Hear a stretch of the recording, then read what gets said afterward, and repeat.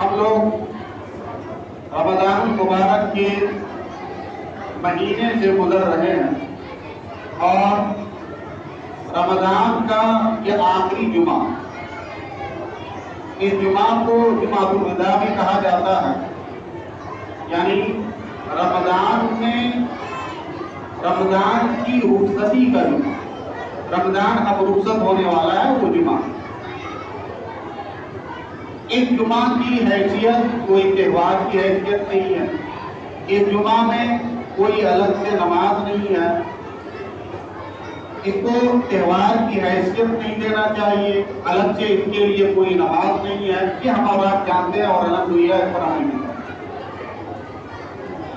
یہ جو جمعہ ہے یہ در حقیقت ہمارے لیے احتساب کا جمعہ، ہمیں اپنے نفس کے جائزہ لینے کا جمعہ، اور رمضان کا جب آخری دن چل رہے ہو تو اس میں ہمیں دو کام کرنا چاہیے۔ پہلا کام یہ ہونا چاہیے کہ ہم اللہ تبارک و تعالیٰ کا شکر ادا کریں، بے حد شکر ادا کریں کہ اللہ نے ہمیں پورے رمضان کے روزہ رکھنے کی توفیق عطا کی۔ دنیا میں کتنے مسلمان، دنیا کی بات چھوڑیے، خود ہمارے سماج میں، ہمارے گاؤں میں، ہمارے محلے میں بے شمار لوگ ایسے ہیں، ہمارے بھائی ہیں، ہمارے دینی بھائی ہیں، اللہ تعالیٰ کی طرف سے ان کو توفیق نہیں ملی، رمضان کی وہ قدر نہیں کر پائے، وہ روزہ نہیں رکھے، لیکن اللہ نے ہمیں توفیق بخشی اور محض اللہ تعالیٰ کی توفیق اور اس کے فضل سے ہم رمضان کا روزہ رکھ پائے۔ اس لیے یہ مقام شکر ہے، اللہ کا جتنا بھی شکر ادا کیا جائے وہ کم ہے کہ اللہ نے ہمیں اس رمضان میں روزہ رکھنے کی توفیق عطا فرمائی۔ آپ حضرات تراویح میں قرآن مکمل کر چکے ہیں الحمدللہ، اس پر اللہ کا شکر ادا کرنا چاہیے کہ اللہ تبارک و تعالیٰ نے آپ حضرات کو تراویح میں مکمل قرآن سننے کی توفیق عطا فرمائی، اور ہمارے بہت سے بھائی، ہمارے بہت سے بزرگ ایسے بھی رہے کہ جن کو 2 مرتبہ قرآن سننے کی توفیق ملی۔ ایک مرتبہ حافظ صاحب اثر کے بعد تلاوت کرتے، اور ہمارے بہت سے بزرگان دین، ہمارے بہت سے گاؤں سماج کے مربی، بڑے لوگ، بوڑھے لوگ، جوان، بچے، ان کو اللہ تعالیٰ کی طرف سے یہ توفیق ملی کہ انہوں نے اثر کی نماز کے بعد بھی حافظ صاحب سے قرآن کریم کی تلاوت سنی۔ اس پر بھی اللہ کا شکر ادا کرنا، یہ مقام شکر ہے۔ اللہ تعالیٰ کی طرف سے ہمیں اس مہینے میں مزید کچھ عبادت کرنے کی توفیق ملی۔ بہت سے ہمارے بھائی، بہت سے ہمارے بزرگ ایسے رہے کہ انہیں جب وہ سحری کے وقت اٹھے تو انہیں سحری کے وقت بھی کچھ عبادت کرنے کی توفیق ملی، اللہ سے کچھ مانگنے کی توفیق مل گئی، اللہ کے سامنے گڑ گڑانے کی توفیق مل گئی۔ اس پر بھی اللہ کا شکر ادا کرنا چاہیے۔ خلاصہ یہ کہ ہم نے جو بھی اس رمضان کے مقدس مہینے میں عمل کیا، اس پر ہمیں اللہ کا بار بار شکر ادا کرنا چاہیے، اور ہمارا شکر اس طرح ہونا چاہیے کہ ہمارے بدن کا ہر حصہ، ہمارے بدن کا ہر روح اللہ تبارک و تعالیٰ کا شکر ادا کر رہا ہو، احساس ہو، ہم احساس کے ساتھ، پوری کیفیت کے ساتھ ہم اللہ کا شکر ادا کریں کہ اللہ ہم بالکل اس لائق نہیں تھے، آپ نے ہمیں توفیق بخشی، ہم نے روزہ رکھا، آپ نے ہمیں توفیق بخشی، ہم نے قرآن کریم کی تلاوت سنی، قرآن کریم کی تلاوت کی، ہم نے ذکر و اذکار کیا، جو بھی ٹوٹا پھوٹا عمل ہو سکا ہم سے، ہم نے وہ سب کیا، وہ محض آپ کے فضل سے ہوا، آپ کے کرم سے ہوا، آپ کی توفیق سے ہوا۔ یہ پہلا عمل اللہ کا شکر ادا ہے۔ دوسرا عمل یہ ہونا چاہیے کہ ہمیں کثرت سے استغفار کرنا چاہیے، کثرت سے اللہ تبارک و تعالیٰ کے سامنے توبہ کرنا چاہیے۔ اپنے گناہوں کی معافی مانگنی چاہیے اور اپنے گناہ کو یاد کر کر کے اللہ کے سامنے رونا چاہیے، گر گرانا چاہیے۔ قرآن کریم میں ایک آیت ہے، اللہ تبارک و تعالیٰ نے اس آیت میں فرمایا کانوا قلیلا من اللیل ما یہجعون وبالاسحار هم یستغفرون، کہ اللہ کے نیک بندوں کے اوصاف بیان کرتے ہوئے قرآن نے بیان کیا کہ یہ لوگ رات میں بہت کم سوتے ہیں۔ کانوا قلیلا من اللیل ما یہجعون، رات میں کم سے کم سوتے ہیں۔ کم سے کم سوتے ہیں تو کیا کرتے ہیں؟ رات بھر موبائل دیکھتے ہیں، رات بھر گپ میں لگاتے ہیں، موبائل پر گیم کھیلتے ہیں؟ نہیں۔ اللہ کے مومن بندے صحابہ کرام کے اوصاف اس میں جو بیان کیے جا رہے ہیں، اس میں صحابہ کے اوصاف یہ بیان کیے گئے کہ وہ رات میں کم سوتے ہیں، رات میں کھڑے ہو کر بیٹھ کر سجدے میں جس طرح بھی اللہ تعالیٰ کی طرف سے انہیں توفیق ملتی ہے وہ اللہ کی عبادت کرتے ہیں، پوری رات اللہ کی عبادت میں گزارتے ہیں، کوشش کرتے ہیں کہ زیادہ سے زیادہ عبادت۔ وبالاسحار هم یستغفرون، اور جب سحری کا وقت ہوتا ہے، جب صبح کا وقت ہوتا ہے، تہجد کا وقت ہوتا ہے، تو پھر وہ کیا کرتے ہیں؟ اللہ سے اپنے گناہوں کی معافی طلب کرتے ہیں، استغفار کرتے ہیں۔ جب یہ آیت نازل ہوئی تو ام المؤمنین حضرت عائشہ رضی اللہ تعالی عنہا نے رسول اللہ صلی اللہ علیہ وسلم سے پوچھا، یا رسول اللہ، یہ کن لوگوں کے اوصاف بیان کیے جا رہے ہیں؟ یہ تو دونوں بات میں تضاد معلوم ہو رہی ہے، آیت کا دو حصہ ہے اور دونوں حصے میں تضاد۔ پہلا حصہ ہے اللہ فرما رہے ہیں کانوا قلیلا من اللیل ما یہجعون، کہ وہ رات میں بہت کم سوتے ہیں، رات کا اکثر حصہ وہ عبادت میں گزارتے ہیں۔ جب وہ رات کا اکثر حصہ عبادت میں گزارتے ہیں تو پھر استغفار کس بات؟ آگے کہا جا رہا ہے وبالاسحار هم یستغفرون، اور وہ سحری کے وقت استغفار کرتے ہیں۔ رات کا اکثر حصہ عبادت میں گزار رہے ہیں اور پھر سحری کے وقت استغفار کر رہے ہیں۔ حضرت عائشہ رضی اللہ تعالی عنہا نے رسول اللہ صلی اللہ علیہ وسلم سے یہ سوال کیا۔ اللہ کے رسول صلی اللہ علیہ وسلم نے اس کے جواب میں فرمایا کہ یہ صحابہ کرام کے اوصاف ہیں، اور ان لوگوں کی حالت یہ ہے کہ یہ عبادت کرتے ہیں، رات کا اکثر حصہ عبادت میں گزارتے ہیں، اور پھر جب صبح کا وقت ہوتا ہے، سحری کا وقت ہوتا ہے، تو اس وقت وہ اپنی عبادت کو کم سمجھتے ہوئے، اپنی عبادت کو حقیر سمجھتے ہوئے، اپنی عبادت کو قلیل سمجھتے ہوئے اللہ کے سامنے استغفار کرتے ہیں کہ یا اللہ، آپ کی عبادت کا جو حق تھا وہ حق ہم سے ادا نہیں ہو پایا، آپ کی معرفت کا جو حق تھا وہ حق ہم سے ادا نہیں ہو پایا، اللہ ہمیں معاف کر دے، ہماری مغفرت فرما دے۔ تو میرے بھائیوں بزرگوں، آیت کو ہم سمجھیں اور سمجھنے کے بعد ہم یہ سوچیں کہ اللہ تبارک و تعالیٰ کی طرف سے ہمیں عبادت کی یقیناً توفیق ملی، ہمیں روزہ رکھنے کی توفیق ملی، ہمیں تراویح پڑھنے کی توفیق ملی، ہمیں قرآن کی تلاوت کی توفیق ملی، اور ہمیں سے ہمارے بہت سے بھائیوں اور بزرگوں کو اعتکاف میں بیٹھنے کی بھی توفیق ملی۔ یہ تمام توفیق اللہ کے فضل سے ہم سب کے حصے میں آئی، لیکن اس توفیق کے باوجود ہمیں اللہ کی عبادت جس طرح کرنی چاہیے اس طرح ہم اللہ کی عبادت نہیں کر پائے اس رمضان میں، لہذا ہم اللہ سے اپنے گناہوں کی معافی طلب کریں اور اللہ سے ہم روئیں، گڑگڑائیں، کہیں کہ اللہ، آپ کا حق ادا نہیں ہو پایا، آپ کی عبادت کا حق ادا نہیں ہو پایا، آپ کی معرفت کا حق ادا نہیں ہو پایا۔ ایک بڑی مشہور حدیث ہے، بار بار آپ حضرات اس حدیث کو سنے ہیں، اور عصر کے بعد جو تعلیم ہوتی ہے اس تعلیم میں بھی بار بار وہ حدیث آپ سنے ہیں کہ اللہ کے رسول صلی اللہ علیہ وسلم ایک مرتبہ ممبر پر تشریف لائے اور آپ نے خلاف معمول آمین کہا۔ پہلی سیڑھی پر چڑھے تو آمین، دوسری سیڑھی پر چڑھے تو آمین، تیسری سیڑھی پر چڑھے تو آمین۔ صحابہ کرام ایک چیز پر رسول اللہ صلی اللہ علیہ وسلم کی نظر رکھتے، گہرائی سے نظر رکھتے، انہیں دین کو سیکھنے کی سچی طلب تھی، وہ ایک ایک چیز پر نظر رکھتے تھے. چنانچہ صحابہ کرام نے خلاف معمول اللہ کے رسول صلی اللہ علیہ وسلم کا یہ عمل دیکھا تو صحابہ کرام نے آپ سے پوچھ ہی لیا کہ یا رسول اللہ آپ نے آج خلاف معمول عمل کیا، کیا بات؟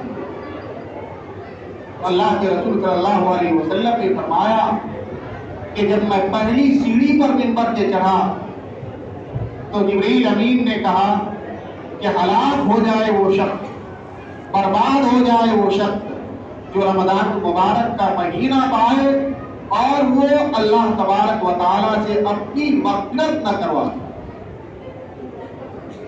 رمضان کا مہینہ ملا ہوا اور پھر بھی اللہ تبارک و تعالیٰ سے اپنی مغفرت نہیں کرا سکے تو وہ شخص تباہ و برباد ہے.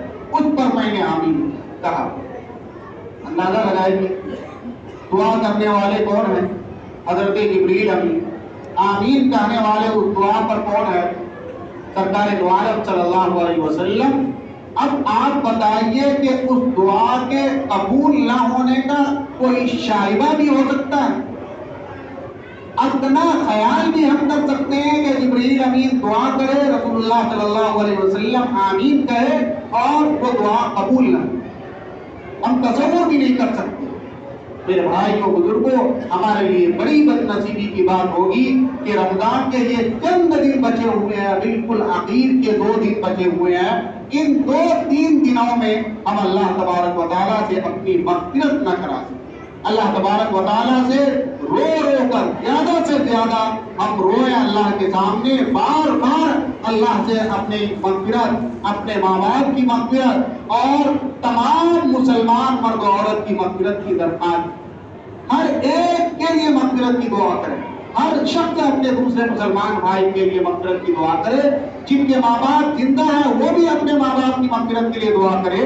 جن کے ماں باپ کی دنیا سے گزر گئے ہیں وہ بھی اپنے ماں باپ کی مغفرت کے لیے دعا کرے. ماں باپ کی مغفرت کے لیے دعا صرف مرنے کے بعد نہیں کرنا چاہیے کہ ماں باپ مر کے چلے گئے تو اب ہم مغفرت کی دعا تو خیر بہت کم کرتے ہیں، دوسرے سے کرواتے ہیں، امام صاحب سے کرواتے ہیں، مدرسے میں طلبا کو بلوا لیتے ہیں، چند طلبا سے قرآن پڑھوا کر مغفرت کی دعا کرواتے ہیں. کم لوگ ایسے ہوتے ہیں ہم میں سے کہ جن کو اللہ کی طرف سے یہ توفیق ملتی ہے کہ ہم اپنے ماں باپ کی مغفرت کے لیے دعا کریں. میرے بھائیوں بزرگوں، ماں باپ کے لیے دنیا میں بھی ان کے زندہ رہتے ہوئے دنیا میں ان کی مغفرت کے لیے دعا کرنا چاہیے اور مرنے کے بعد تو بطور خاص ان کے لیے مغفرت کی دعا کرنا چاہیے. ہمیشہ کوئی دعا جب بھی ہم اپنا ہاتھ اٹھائیں تو ہمارا ہاتھ کتنی جلدی بھی ہم دعا کریں تو ہماری دعا میں ہمارے ماں باپ کے لیے مغفرت کی دعا نہ ہو، ایسا ہونا ہی نہیں. 1 منٹ کے لیے بھی، آدھے منٹ کے لیے بھی دعا کریں، پھر بھی اپنے لیے، اپنے ماں باپ اور تمام مسلمانوں کی مغفرت کے لیے دعا کریں. دعا کا یہ اصول ہے، یہ آداب ہے، اس طرح دعا کی جاتی ہے. اللہ تعالیٰ دعا قبول کرتے ہیں. یہ دوسرا عمل ہے جو ہمیں اور آپ کو کرنا چاہیے. اللہ تعالیٰ سے خوب توبہ کرنا چاہیے، اللہ کے سامنے خوب گڑ گڑانا چاہیے. اللہ نے فرمایا یا ایھا الذین آمنوا توبوا الی اللہ توبۃ نصوحا، اے ایمان والو اللہ کے سامنے سچی پکی توبہ کرو. سچی پکی توبہ، ایسی توبہ کہ اس توبہ کے بعد جو گناہ ہم سے ہوا، جو گناہ ہم سے سرزد ہوتے رہے، وہ گناہ کی طرف ذہن مائل ہی نہ ہو، وہ گناہ کی طرف ذہن ہٹتے بھی رہے، اس گناہ کا ذہن کے خیال بھی نہ آئے، تصور بھی نہ آئے. اللہ تبارک و تعالیٰ سے گناہ کی ایسی توبہ کرنی چاہیے، اللہ کے سامنے گڑ گڑا کر اللہ کے سامنے سچی توبہ کرنا چاہیے ان آخری دنوں میں رمضان. یہ 2 عمل، اللہ کا شکر ادا کرنا ہے، اللہ کی مغفرت کرنا ہے، اللہ تعالیٰ کے سامنے اپنی مغفرت کے لیے دعا کرنا، استغفار کرنا. تیسرا عمل جو ہمیں اور آپ کو کرنا ہے، ابھی مولانا عبد المنان صاحب نے آپ حضرات کے سامنے اعلان کیا.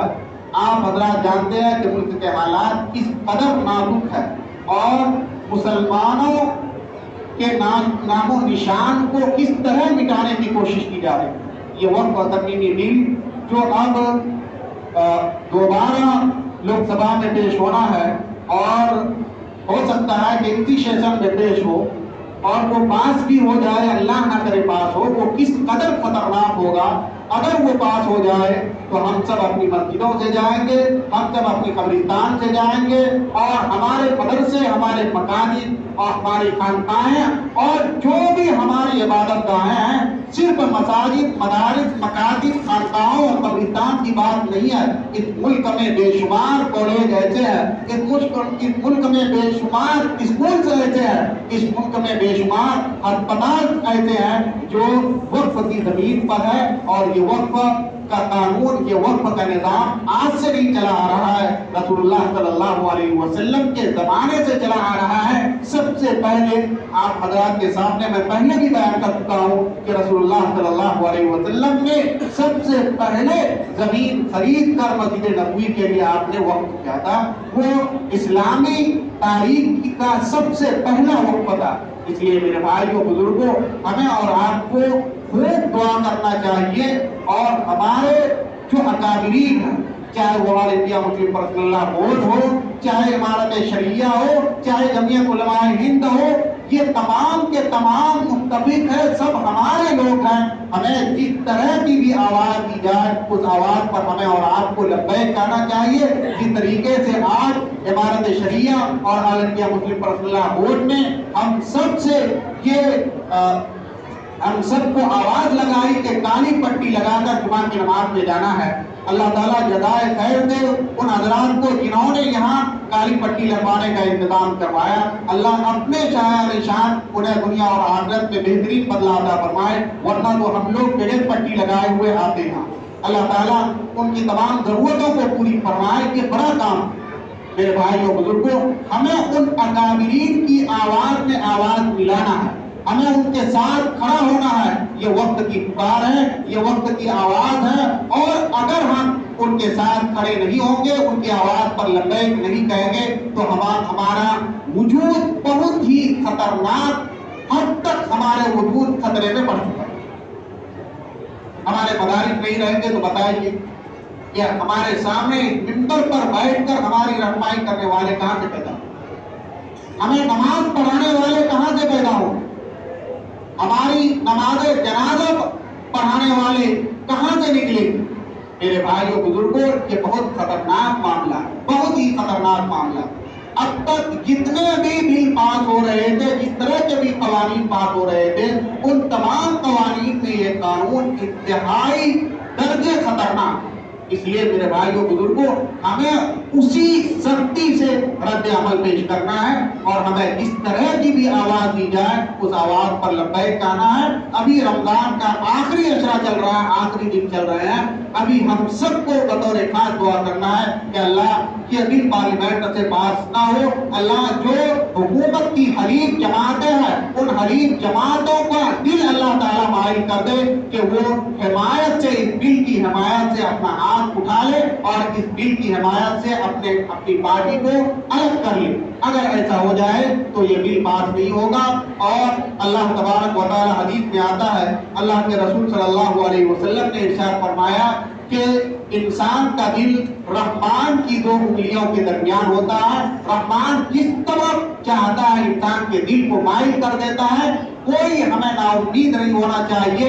آج جو حکومت کی حریف جماعتیں ہیں, اللہ تعالیٰ اگر چاہے تو حکومت کی حریف جماعتوں کے دل کو حکومت سے متنفر کر دے, حکومت سے متوحش کر دے, اور حکومت کی نفرت کے دل میں ڈال دے کہ بھائی یہ قانون ایسا ہے جو نہ صرف مسلمانوں کے لیے نقصان دہ ہے, بلکہ اس ملک کے آئین اس کے ساتھ چھیڑ چھاڑ ہے. اور جو بھی اس ملک کے آئین پر اعتماد کرتا ہے, بھروسہ کرتا ہے, وہ تمام اس ملک کے شہری جانتے ہیں کہ یہ آئین کے ساتھ چھیڑ چھاڑ ہے, اور آئین کے ساتھ خود دھوکہ ہے. جو ہمارے حکومت ابھی ہے وہ پوری طور پر یہ کوشش کر رہی ہے کہ اس ملک کو ایک رنگ میں رنگ دیا جائے, ایک تہذیب میں رنگ دیا جائے. ہم سب کو متحد رہنا ہے, ہم سب کو ایک رہنا ہے, ہم سب کو اتحاد کے ساتھ, ہم سب کو اتحاد کے ساتھ جو بھی ہمیں آواز دی جائے اس آواز پر لبیک کہنا ہے. انشاءاللہ ہم لوگ لبیک کہیں گے ہمارے اکابرین کی آواز پر. انشاءاللہ بولے بھائی زور سے. انشاءاللہ یہ اگر ہم زور سے نہیں بولیں گے تو ہم عمل آگے کیا کریں. اللہ تعالیٰ ہم سب کو کہنے سننے سے زیادہ عمل کی توفیق عطا فرمائے، اور اللہ تعالیٰ ہم سب کی مغفرت فرمائے، ہمارے ماں باپ کی مغفرت فرمائے، امت مسلمہ کے ہر فرد کی مغفرت فرمائے، اور مجاہدین جو میدان جہاد میں ہے بطور خاص فلسطین کے مسلمانوں کی اللہ تبارک و تعالیٰ دستگیری فرمائے، ان کی مدد فرمائے، اللہ تبارک و تعالیٰ ان پر اپنا خاص فضل اور کرم فرمائے، اور اس جو بل پاس ہونے والا ہے اللہ تبارک و تعالیٰ اس بل کو پاس نہ ہونے دے، اور اللہ تبارک و تعالیٰ کوئی ایسا راستہ نکالے کہ یہ بل پاس نہ ہو، ہماری مسجدیں محفوظ رہے، ہماری خانقاہیں، ہمارے مدارس، ہمارے مکاتب سب محفوظ رہے۔ وآخر دعوانا الحمدللہ رب العالمین۔ ہم لوگ